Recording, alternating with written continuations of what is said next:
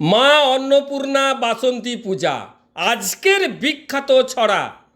বসন্তকালে বাসন্তী পূজা বলে অকাল বোধন, দুর্গাপূজা করে রামচন্দ্র রাবণকে করে নিধন। বাসন্তী পূজা মা অন্নপূর্ণা মা দুর্গারই অন্য রূপে আদিকাল হতে চলে আসছে প্রাচীন বাঙালির উৎসবে। চৈত্র মাসে শুক্লপক্ষে তিথি নক্ষত্র ধরে বাসন্তী পূজা শুভারম্ভ ভক্তিপূর্ণ করে।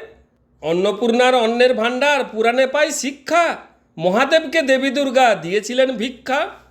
শুভ লগ্নে ঘট উত্তোলন আরাধনায় রত, পূজাপাঠ মন্ত্র উচ্চারণ ভক্তবৃন্দ শত শত।